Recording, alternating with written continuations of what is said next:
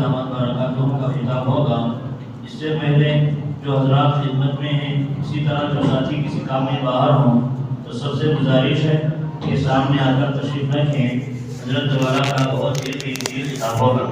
اسی طرح اوپر سے آوازیں آ رہی ہیں، مستورات سے بھی گزارش ہے کہ خاموشی کا ماحول بنائیں، اور اسی طرح بچوں سے بھی گزارش ہے کہ خاموش رہیں۔ الحمدللہ جو ہستی ہمارے درمیان موجود ہیں، یہ محتاج تعارف نہیں ہیں۔ آپ کی خدمات کی وجہ سے اللہ تعالیٰ نے آپ کو بڑی مقبولیت عطا فرمائی ہے۔ آپ مفتی و قاضی بھی ہیں، اور مرکز العلوم ادارے کے آپ محتمل بھی ہیں، اور اس کے علاوہ اور بھی کئی ادارے ہیں جو آپ کی ماتحتی میں چلتے ہیں۔ اللہ تعالیٰ نے آپ سے بڑی خدمات دی ہیں اور لے رہے ہیں۔ اللہ تعالیٰ سے دعا ہے کہ اللہ تعالیٰ حضرت والا کی تمام خدمات کو قبول فرمائیں، اور ہمارے لیے حضرت والا کی آمد باعث برکت اور باعث سعادت بنائیں۔ آخر میں حضرت والا سے بڑے ہی ادب سے گزارش کرتا ہوں کہ آپ اپنے قیمتی نصائح سے ہم سب کو محظوظ فرمائیں۔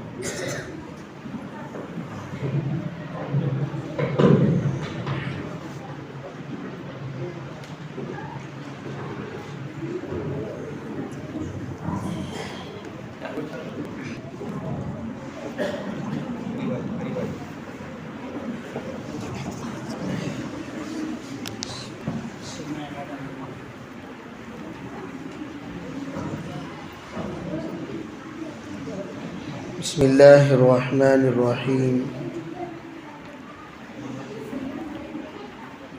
الحمد للہ رب العالمین، والصلاة والسلام علی سید الانبیاء والمرسلین، محمد وآلہ واصحابہ اجمعین۔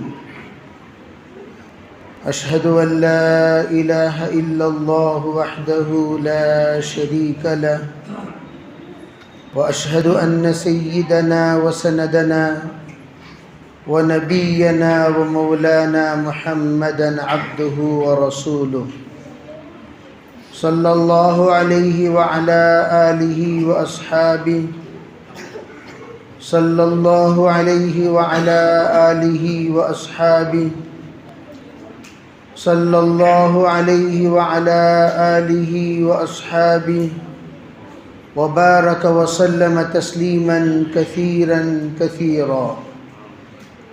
اما بعد فاعوذ باللہ من الشیطان الرجیم، بسم اللہ الرحمن الرحیم۔ اقرأ باسم ربک الذی خلق، خلق الانسان من علق، اقرأ وربك الأكرم الذي علم بالقلم، علم الإنسان ما لم يعلم۔ وقال الله سبحانه وتعالى: محمد رسول الله والذين معه أشداء على الكفار رحماء بينهم۔ وقال الله سبحانه وتعالى: ألم نشرح لك صدرك ووضعنا عنك وزرك۔ وقال الله سبحانه وتعالى: إن الله وملائكته يصلون على النبي يا أيها الذين آمنوا صلوا عليه وسلموا تسليما۔ سبحان ربك رب العزة عما يصفون، وسلام على المرسلين والحمد لله رب العالمين۔ اللهم أيدنا بتأييدك، اللهم أيدنا بتأييدك، اللهم أيدنا بتأييدك يا رب العالمين۔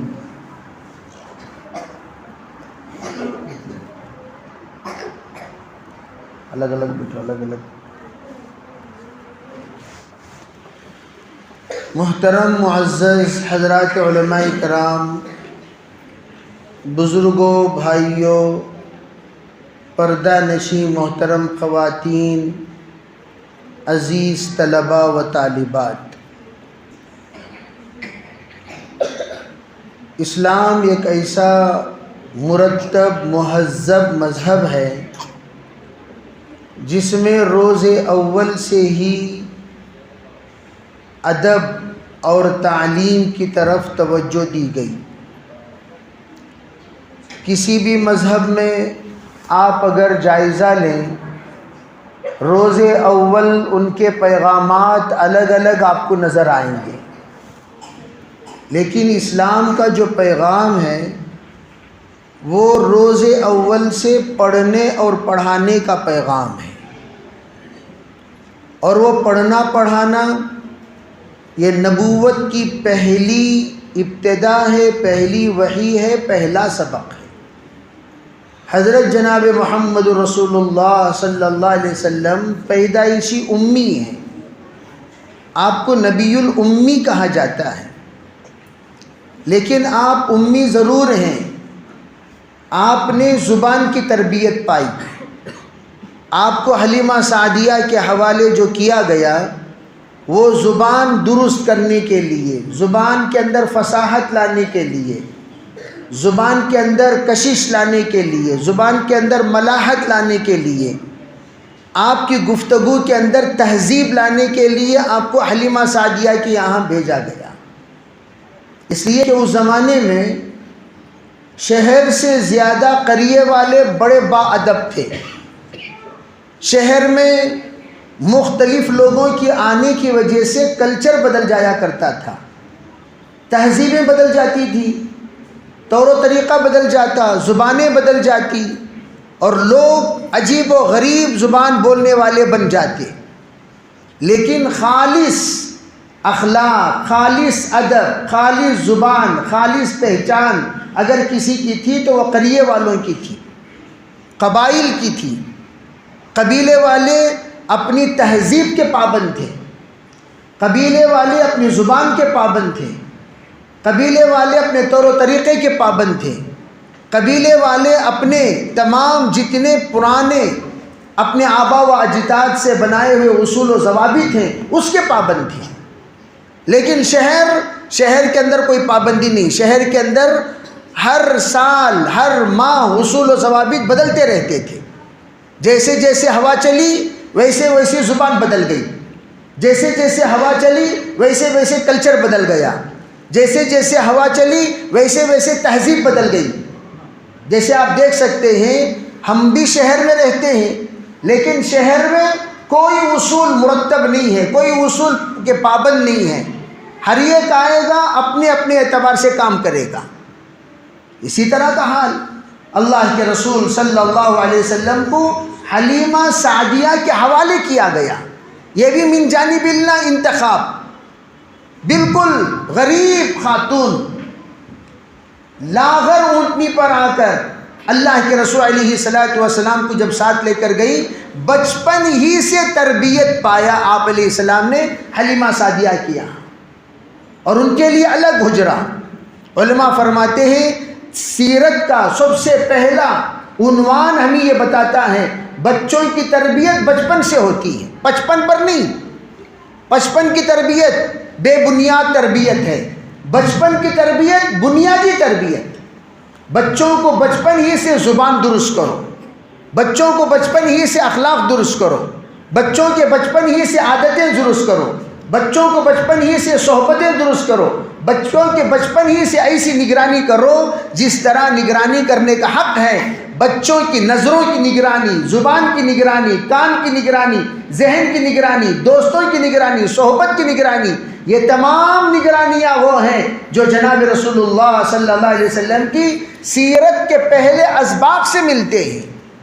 یہاں تک کہ آپ علیہ الصلوۃ والسلام کی نگرانی لباس کی بھی ہوتی تھی، آپ کی نگرانی طہارت کی ہوتی تھی، آپ کی نگرانی اٹھنے بیٹھنے کی ہوتی تھی، آپ کی نگرانی بول چال کی ہوتی تھی، اور آپ کی نگرانی صبح و شام کی ہوتی تھی۔ تب جا کر آپ علیہ الصلوۃ والسلام تربیت پاتے پاتے پاتے پاتے ان کے اندر جس وقت وہ تشریف لائے ہیں مکہ المکرمہ شہر، اس وقت میں تمام نوجوانوں سے زیادہ حیا سرکار دو عالم صلی اللہ علیہ وسلم کی گفتگو میں، سرکار دو عالم صلی اللہ علیہ وسلم کے اٹھنے بیٹھنے میں، سرکار کے لباس میں، سرکار کے بول و چال میں، سرکار دو عالم صلی اللہ علیہ وسلم کے ہر حال میں یہ ایسے سراپا حیا والی بات لوگوں کو محسوس ہوتی تھی جو دیگر لوگ محسوس نہیں کرتے تھے۔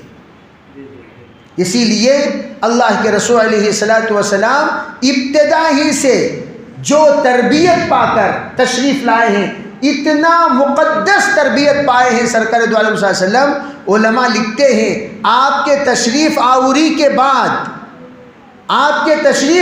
کے بعد مکمل طور پر ساتھیوں کے دلوں میں ایسا جگہ پا لیے تھے کہ سب کے سب صادق اور امین کہنے پر مجبور ہوئے۔ تو میں عرض کرنا چاہتا ہوں کہ آپ علیہ الصلوۃ والسلام کی، آپ صلی اللہ علیہ وسلم کی جو تربیت ہے وہ تربیت بچپن ہی سے، یہ بہت ضروری ہے کہ ہم لوگ تربیت بچوں کی بچپن سے کریں۔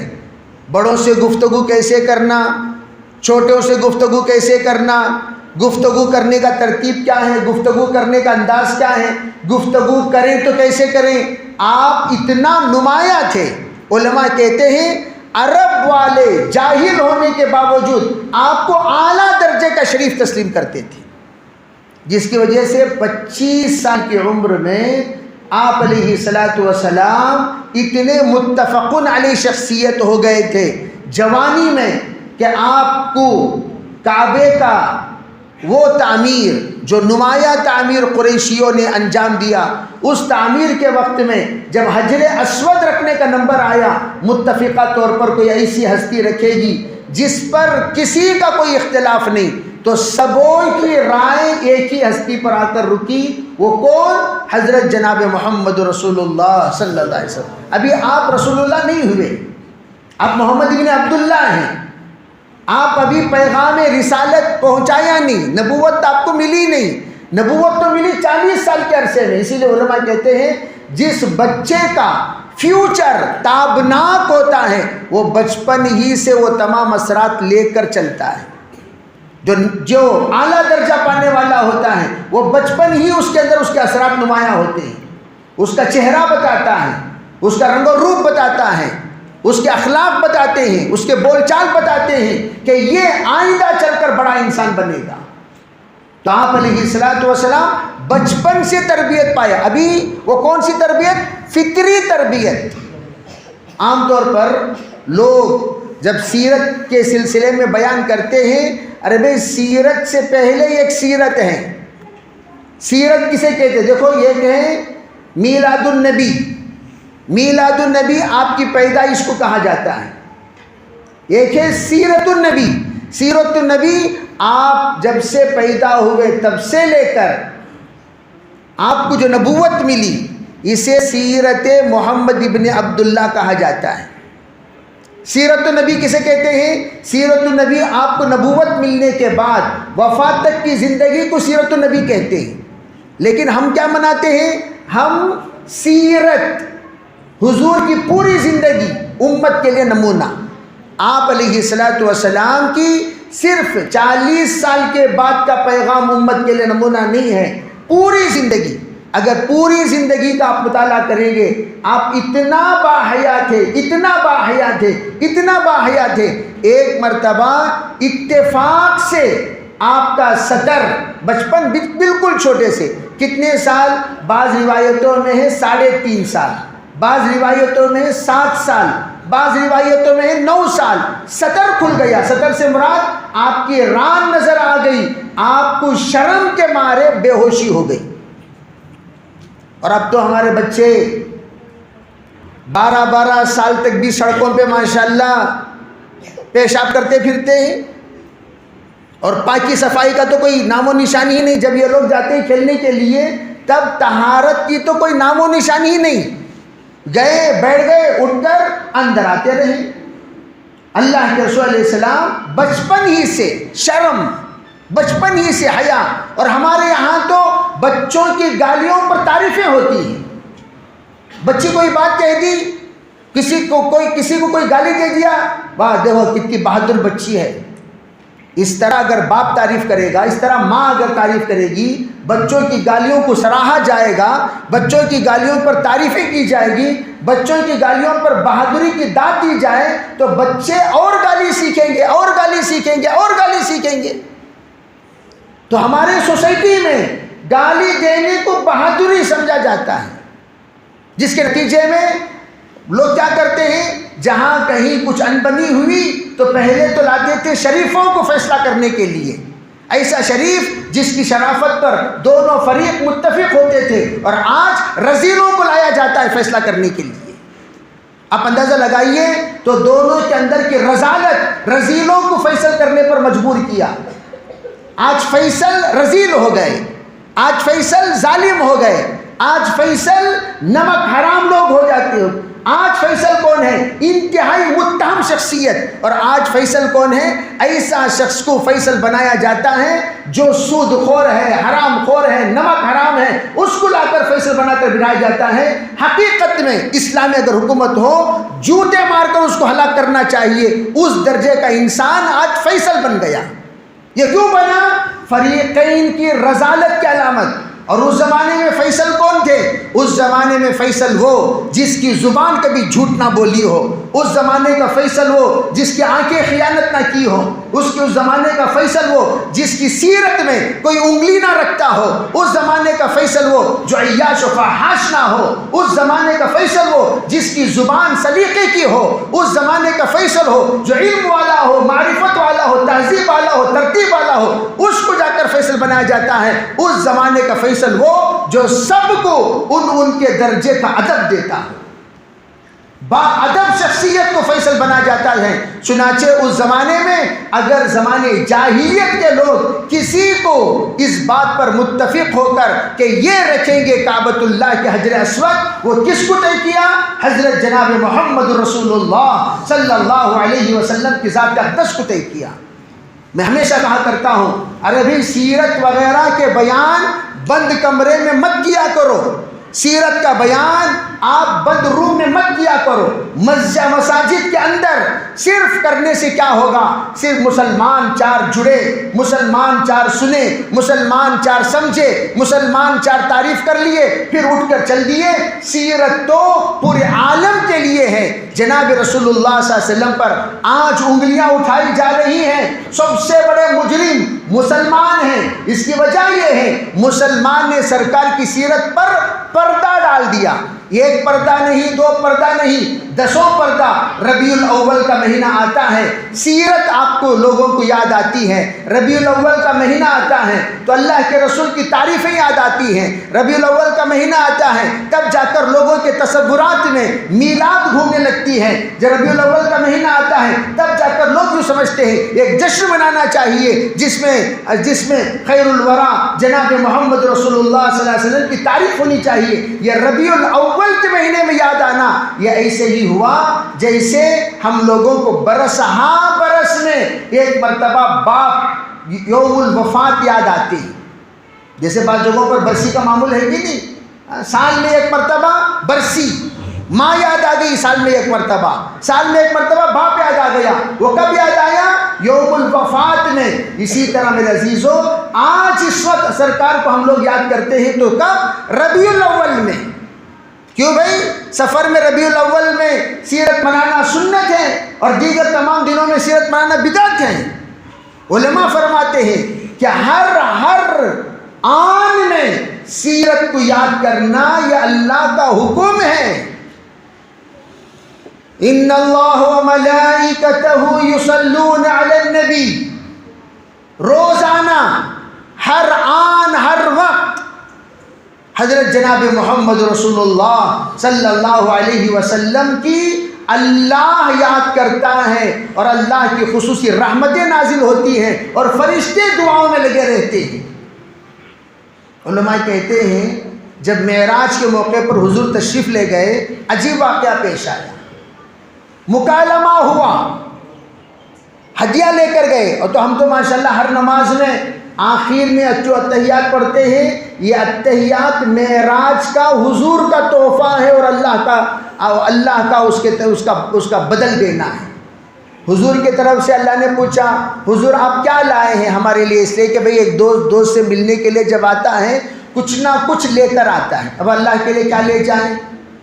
بے اللہ کے لیے کیا لے جائیں؟ جیسے مثال کے طور پر کوئی دوست کسی کے یہاں، جیسے مثال کے طور پر آپ بھئی میاں بیوی ہیں، میاں سفر سے گئے تو بیوی کے لیے کیا لائیں؟ یا بیوی سفر سے گئی، سسرال سے گئی تو میاں کے لیے کیا لائی؟ تو یہ ایک معمولی سا تحفہ، وہ تحفے میں ایک عجیب محبت ہوتی ہے. تو اللہ نے پوچھا آپ جو تشریف لائے ہیں دنیا سے جناب کیا لے کر آئے؟ تو اس وقت میں کیا پیش کیا حضور نے؟ التحیات للہ. کہا اے اللہ میری تمام زبانی عبادتیں آپ کے لیے، یعنی منہ کھولوں گا صرف آپ کی تعریف کروں گا. والصلوات والطیبات، کیا مطلب؟ تمام بدنی عبادتیں، تمام قولی عبادتیں، تمام زندگی کی ایک ایک خوبی سب کے سب آپ کے لیے لے کر آیا ہوں. گویا آج میں جو آیا ہوں، سیدھا بیٹھو سیدھا بیٹھو،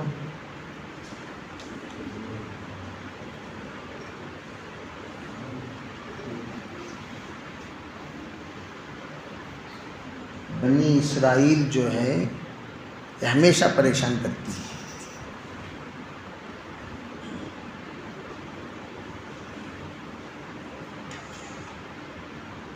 بعض علماء نمازوں میں بچوں کو پیچھے کے صف میں کھڑا کرنے سے روکے. حضرت امام شافعی رحمۃ اللہ سے پوچھا گیا آپ نے یہ بات کیوں کہی؟ ہر بڑوں کے درمیان چھوٹے ہونا چاہیے، پہلی صف میں بھی دو بڑے کے بیچ میں ایک چھوٹا کھڑا کرو، دو بڑے کے بیچ میں ایک چھوٹا کھڑا کرو. کیوں؟ کہا یہ بچے جب ملتے ہیں تو شیطان بھی پناہ مانگتا ہے. یہ جو آپ مل جاتے چاروں تو شیطان بھی پناہ مانگتا ہے. شیطان کو توبہ کرانے پر مجبور کر دیں گے، شیطان بیعت کر لے گا ان کے ہاتھوں پر. بھائی یہ ایک شیطان گدھے کے شکل میں طلبہ کو مل گیا. ایک شیطان تو الگ الگ شکل میں بدلتا رہتا ہے، تو گدھے کی شکل میں طلبہ کو مل گیا. یہ چھوٹے چھوٹے بچے تو وہ ہمیشہ آتا تھا، سب کو ستا کر جاتا تھا.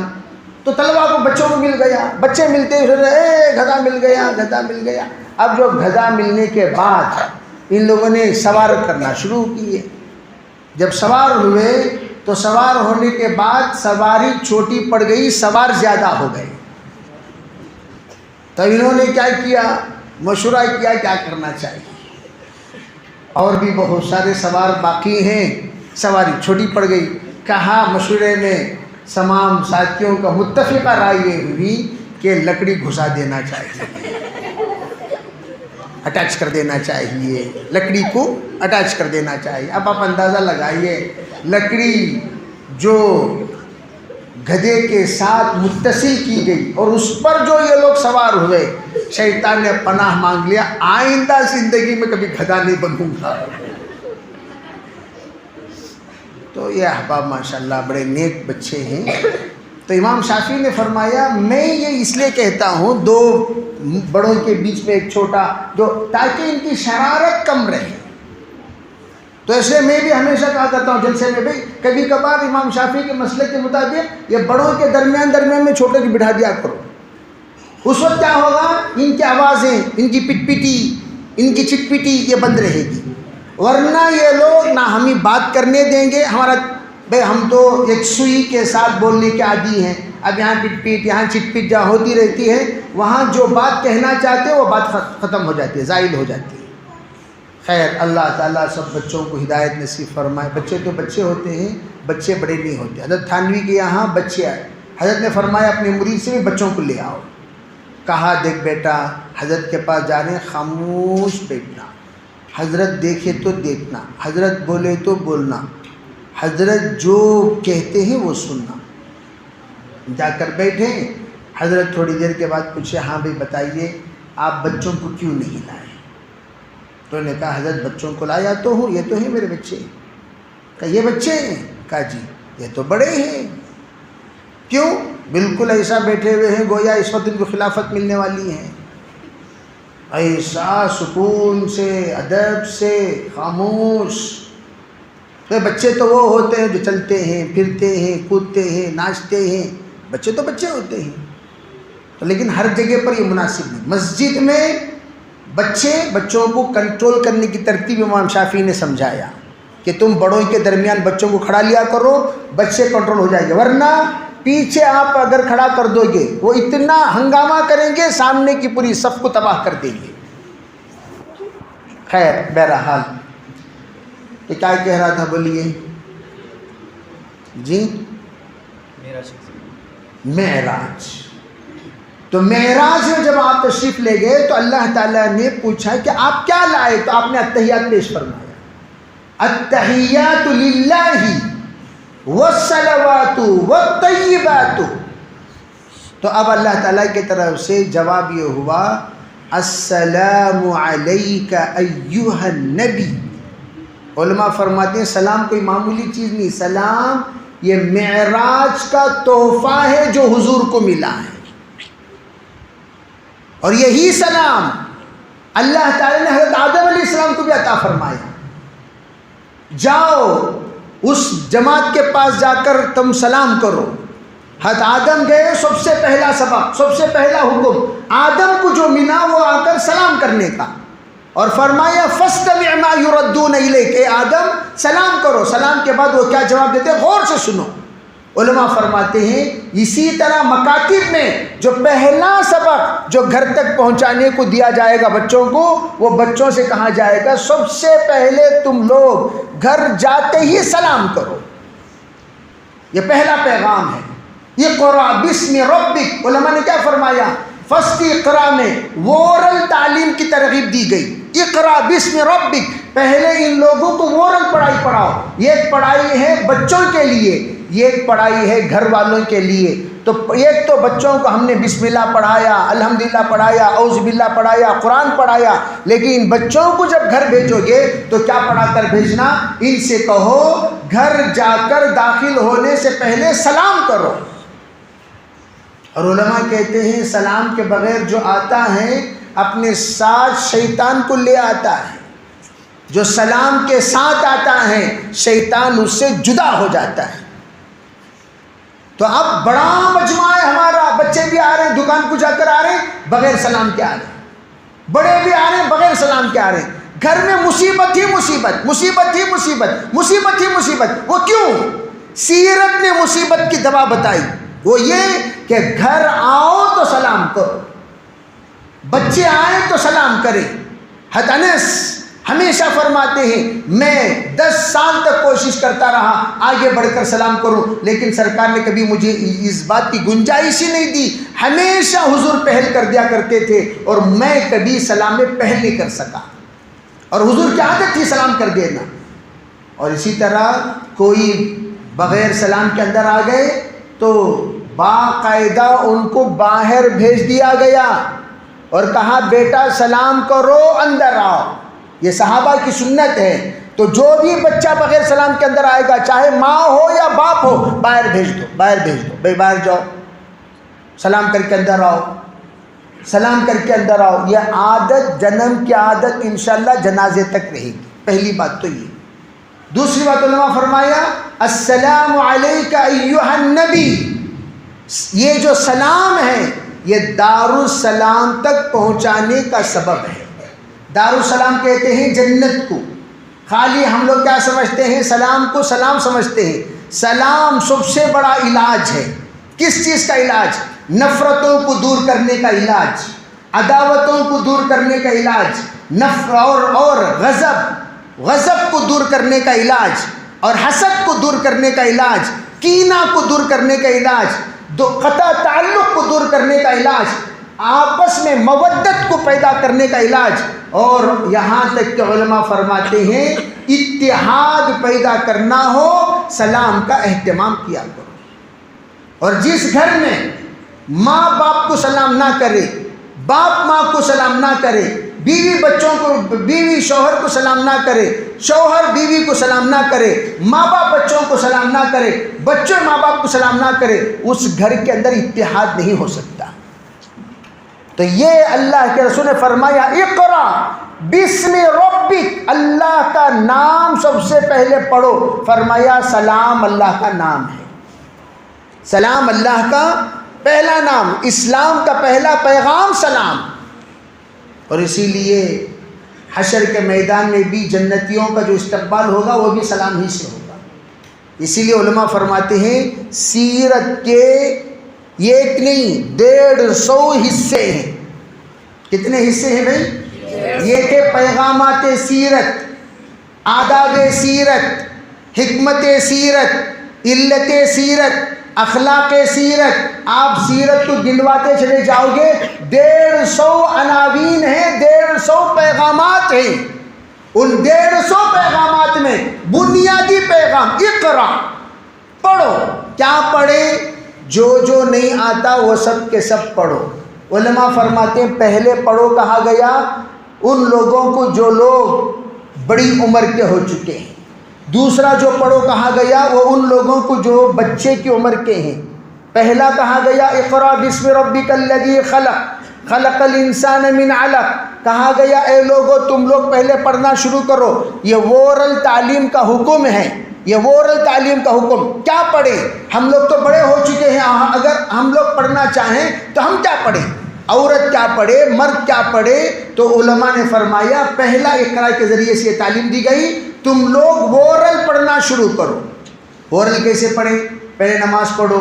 حضرت مولانا الیاس رحمۃ اللہ علیہ کی جو تعلیم ہے وہ تعلیم وورل تعلیم ہے۔ الیاس رحمۃ اللہ علیہ کی جو تعلیم ہے وہ تعلیم وورل تعلیم۔ حضرت نے جو تبلیغی جماعت شروع فرمائی یہ وورل تعلیم کا مدرسہ، اس کو چلتا پھرتا مدرسہ اس لیے کہا جاتا ہے۔ اس میں وورل پڑھائیں گے، لکھ کر نہیں پڑھائیں گے، کتابوں سے نہیں پڑھائیں گے، زبان سے پڑھائیں گے۔ اعوذ باللہ کی مشق کرائیں گے، بسم اللہ کی مشق کرائیں گے، کلمے کی مشق کرائیں گے، سورہ فاتحہ کی مشق کرائیں گے، 10 سورتوں کی مشق کرائیں گے، نماز کی دعاؤں کی مشق کرائیں گے، اتحیات کی مشق کرائیں گے، ذکر و اذکار کی مشق کرائیں گے۔ یہ سب کے سب وورل ہوگا۔ یہ پہلا اقرا پر عمل ہے، اقرا بسم ربک الذی خلق خلق الانسان من علق۔ اب دوسرا اقرا کیا ہے؟ دوسرا اقرا اقرا وربک الاکرم، یہ ان بچوں کے لیے۔ اب لوگ پہلا اقرا بھی انہی پر تھوپ دیتے ہیں، دوسرا اقرا بھی لا کر انہی پر تھوپ دیتے ہیں۔ دونوں اقرا کا مخاطب یہ سب کے سب چنن منن۔ پھر آپ لوگ کیا ہیں بھائی؟ دو بھی، پہلا اقرا بھی تمہیں پڑھو، دوسرا اقرا بھی تمہیں پڑھو، تمہیں کیا کرتی؟ علماء فرماتے ہیں ایسا نہیں، پہلا اقرا کا مخاطب اڈلٹس ہیں، دوسرے اقرا کے مخاطب جونیئرس ہیں، پہلے سینئرس بعد میں جونیئرس۔ پہلے کہا گیا اقرا بسم ربک الذی خلق خلق الانسان من علق، پھر ان سے کہا گیا اقرا وربک الاکرم الذی علم بالقلم۔ ان سے کہا جائے گا تم پینسل لے آؤ، قلم لے آؤ، بورڈ یہاں لگایا کرو، یہاں پر الف لکھا جائے گا، با لکھا جائے گا، تا لکھا جائے گا، سا لکھا جائے گا۔ پھر بچوں سے کہا جائے گا بیٹا یہ الف ہے، بیٹا یہ الف ہے، یہ الف ہے۔ الف کا تلفظ اوپر کی ہونٹ کو روک کر کیا جائے گا، الف۔ اب یہ تو تلفظ ان بچوں کو سکھایا جاتا ہے، پہلے ان کے دماغ میں الف کو، نظروں میں الف، دماغ میں الف، زبان پر الف، یہ تینوں کے تینوں الف کو گنگنا رہے ہیں۔ نظر الف کو دیکھ رہی ہے، دماغ الف کو سوچ رہا ہے، اور دماغ دونوں کے درمیان تطبیق دیتا ہے۔ یہ الف ہے۔ جب یہ شکل کا کھڑی ہوئی لکڑی نظر آئے تو اس کو کیا کہنا چاہیے؟ لفظ الف سے تلفظ کرنا چاہیے۔ یہ زبان نکالے گی، نظر دیکھے گی، دماغ ان دونوں کے درمیان اٹیچ لائے گا، کنیکشن جوڑے گا۔ اب با کو دیکھے تو کیا بولیں؟ با کو دیکھے تو کیا بولیں گے؟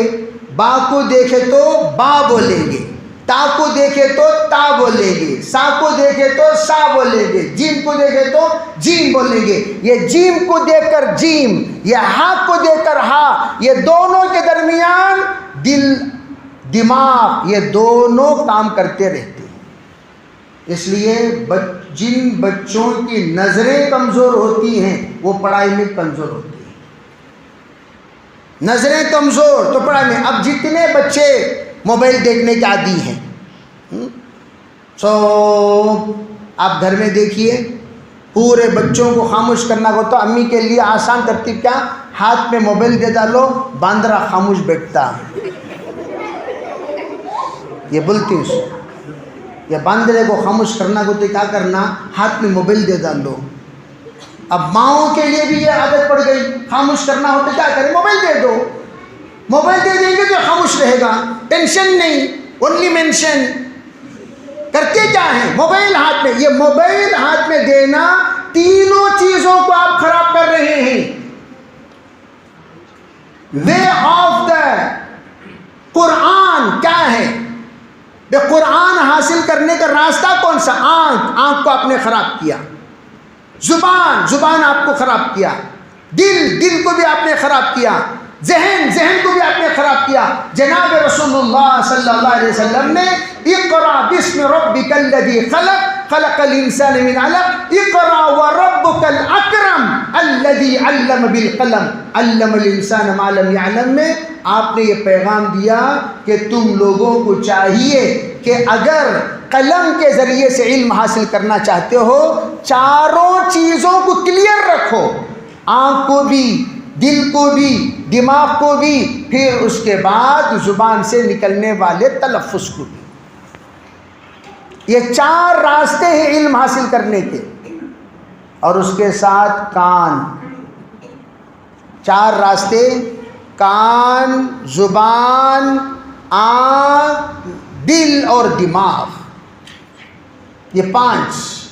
جس طرح بنی الاسلام علی 50 ہے، ویسے اس ایمان کی بنیاد 5 چیزوں پر ہے، اسلام کی بنیاد 5 چیزوں پر ہے، تو علم کی حاصل کرنے کے اسباب بھی 5۔ آپ ہر جگہ پر دیکھیں 5 بہت ملیں گے، وہ تفصیلات کی گنجائش ہے، پر نمازیں 5 ہیں تو 5 نمازیں کیوں ہیں، اس کی ایک بڑی حکمت ہے۔ احکام اسلام عقل کی نظر میں ہر حکم کی ایسی علت علماء نے بیان فرمایا، اور حضرت شاہ ولی اللہ قدس سر العزیز نے ایسی تفسیر کے ساتھ حجت اللہ البالغہ میں تفسیر سے آپ نے بیان فرمایا، وہ حکمت دیکھتے دیکھتے عش کرنے لگو گے، اتنی باتیں اسلام کی موجود ہیں۔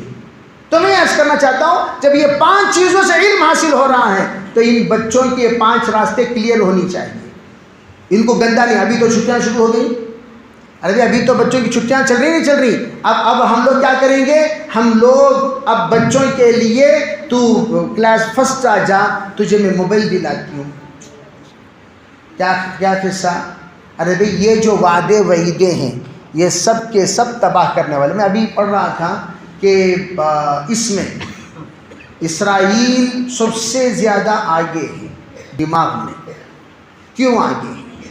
پڑھائی کے سلسلے میں بھی پرسوں ہم لوگ پڑھ رہے تھے تو ایک جائزے میں آیا، اسرائیل کا ہر فرد ایک دن کو آوریج اس کا 150 پر 6 صفحہ پڑھتا ہے، مطالعہ کرتا ہے، 156 پیجز ڈیلی اس کے مطالعے میں۔ اسرائیل کا ایک نوجوان، اسرائیل کا ایک بچہ، اس کا آوریج جو نکالا گیا تو کتنا صفحہ، 150 پر 6۔ اور ہمارے بچوں کا جب آوریج نکالا گیا انڈینس کا جو نکالا گیا پورے سال میں 6 صفحہ، only 6 pages in a year۔ ایک سال میں کتنے صفحات، 6۔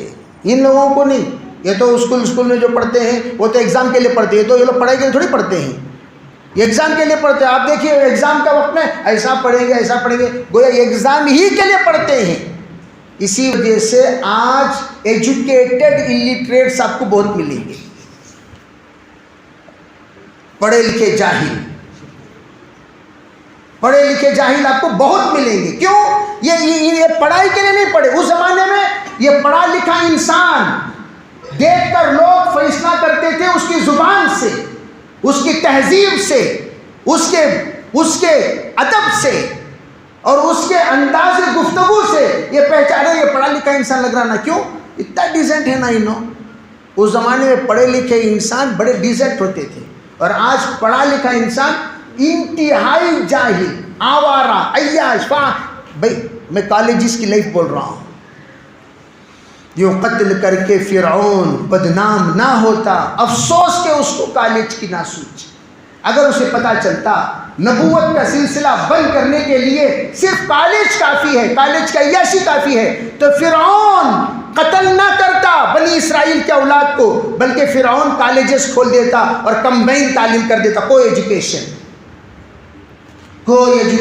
سے نبوت کا سلسلہ فطری طور پر بند ہو جاتا ہے. نبوت بند. کیوں نبوت بند؟ اس لیے کہ جس نسل میں عیاشی آ جائے اس نسل میں کبھی نبی پیدا نہیں ہو سکتے. انبیاء اس نسل میں پیدا ہوتے ہیں جس نسل میں کوئی زانی نہیں ہوتا، جس نسل میں کوئی جھوٹا نہیں ہوتا، جس نسل میں کوئی حرام خور نہیں ہوتا، جس کے آبا و اجداد میں کوئی ایسا متہم نہیں ہوتا جس پر زنا کا الزام لگایا گیا ہو. ایسے انسان کے نسل میں انبیاء پیدا ہوتے ہیں. اگر اس کو یہ بات معلوم ہوتی زانی کے نسل میں نبی پیدا نہیں ہوتے تو وہ کیا کرتا؟ کالج کھول دیتا، عیاشی کرنے چھوڑ دیتا. علامہ اقبال فرماتے ہیں تو اسے یہ بات نہیں معلوم، اس لیے اس نے قتل عام کیا. اور آج ہم کیا چاہتے ہیں؟ مکاتب کے ذریعے سے کالج میں پڑھو، اسکول میں پڑھو، آپ کسی بھی یونیورسٹی میں پڑھو، اللہ کو ڈر کر پڑھو. تمہارے اوپر ایک ذات ہے جو تمہاری نظروں پر نگرانی رکھی ہوئی ہے، جو تمہارے دلوں پر نگرانی رکھی ہوئی ہے، تمہاری حرکتوں پر نگرانی رکھی. کوئی نہیں دیکھتا، ماں نہیں دیکھ رہی ہے، باپ نہیں دیکھ رہا، لیکن اللہ تو تمہیں دیکھ رہا ہے. تو بچے چھوٹے چھوٹے بچے مکاتب کو آ کر اللہ کو دل میں بسا کر جب جاتے ہیں، انہی بچوں میں تہجد گزار بچے بھی آج بھی آپ کو ملیں گے. یہ بچے پڑھتے پڑھتے حافظ، پڑھتے پڑھتے عالم، پڑھتے پڑھتے متقی، پڑھتے پڑھتے ولی. خواب میں آ کر ایک اللہ کے نیک برگزیدہ بندے نے کہا 6th اسٹینڈرڈ میں پڑھنے والا بچہ ہے، اس سے جا کر دعا کرائیے، آپ کے مسائل حل ہوں گے. ایک بزرگ بڑے پریشان تھے، یا اللہ، تو انہوں نے اشارہ کیا کہ فلاں اسکول کا ایک بچہ ہے، آپ جائیے اس کے پاس، کہیے کہ وہ دعا کرے. وہ دعا کرے گا تو اللہ سنے گا. اب اندازہ لگائیے بچہ کہاں پڑھ رہا ہے؟ اسکول میں. آسٹریلیا ایسا عیاشی ملک جہاں پر ایک بچہ صرف نماز کا اہتمام کرتا تھا، اس کی نماز کی برکت سے اس کے اسکول کے 7 ٹیچرز اسلام قبول کر لیے اور 7 کے خاندان بدل گئے. کیوں؟ اس بچے سے جب جا کر پوچھا گیا تو اس نے نماز کی اہمیت ایسی بیان فرمائی، اس کی ماں کی تربیت کا نتیجہ اس بچے کی وجہ سے اللہ نے 7 خاندانوں کو مسلمان بنایا.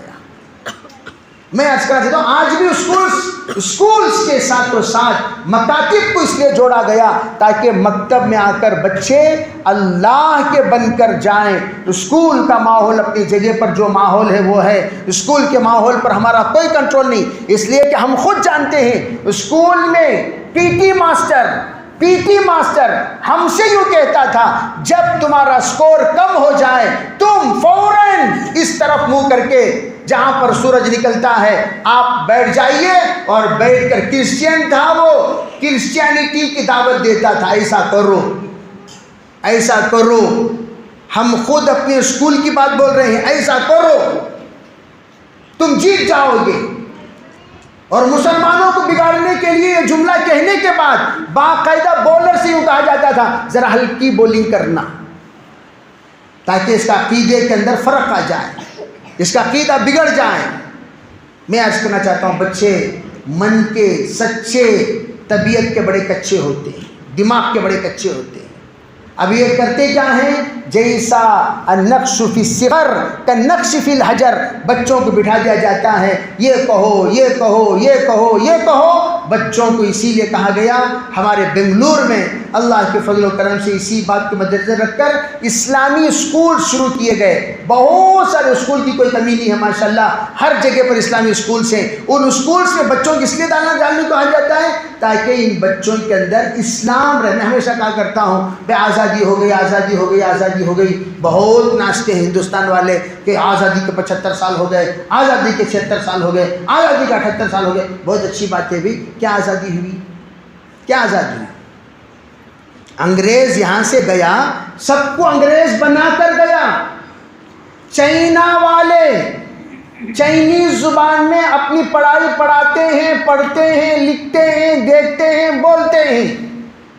پورے پیپر ڈاکومنٹس چائنیز زبان میں بنتی ہیں. اور یہاں پڑھائی بھی انگریزی میں، کاغذات بھی انگریزی میں، ڈاکومنٹس بھی انگریزی میں. عزت ملتی ہے تو تمہیں انگریزی سے، ذلیل ہوتے ہو تو انگریزی نہ جاننے پر، تمہاری ترقی انگریزی پر، تمہاری تنزلی انگریزی نہ جاننے پر. گویا سب کے سب انگلش پر موقوف ہیں. تم کیا آزاد ہوئے؟ تم کیا آزاد ہوئے؟ تم جو آزادی کا بیان دے رہے ہو وہ بھی انگلش میں دے رہے ہو. آزادی میں جو بیان دیتے وقت جو لباس پہن کر آ رہے ہو وہ بھی انگریزی صدقہ کیا ہوا لباس ہے. ارے بھئی یہ جو لباس ہم لوگ پہنتے ہیں کس کا لباس ہے؟ انگریز گیا، برٹش گیا، لیکن سب کو برٹش کا غلام بنا کر گیا. انگریز گیا، سب کو انگریز بنا کر گیا. برٹش تو چلا گیا، انگلش نہیں گئی. انگلش کہاں گئی؟ تو یہ برٹش دیکھ رہا تھا، لوگ بات کر رہے تھے ہم نے آزادی، ہماری آزادی، ہماری آزادی. تو اس نے پوچھا تم لوگ آزاد ہو گئے؟ ہاں آزاد ہو گئے. اچھا بتاؤ تم کون ہو؟ میں ہندو ہوں. تم کون ہو؟ تم سکھ. تم کون ہو؟ تم مسلمان. آج کی تاریخ کیا ہے بتاؤ؟ اسلامی تاریخ. تمہارے پاس تو اسلامی تاریخ موجود ہے، آج کیا تاریخ ہے؟ تو اس نے کوئی تاریخ نہیں بتائی، خاموش رہ گیا. پھر پوچھا تم بتاؤ بھی کیا تاریخ ہے؟ انگریزی تاریخ پوچھا گیا، فٹافٹ بتا دیا.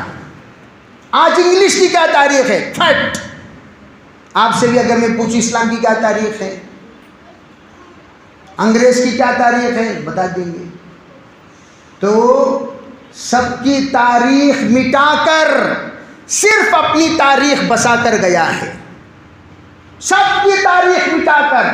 تمہاری تنخواہ انگریز کی تاریخ پر، تمہاری پیدائش انگریز کی. تم سے اگر پوچھا گیا تمہیں کب پیدا ہوئے، آپ انگریزی کی تاریخ بولو گے، اسلامی تاریخ نہیں بتا سکو گے.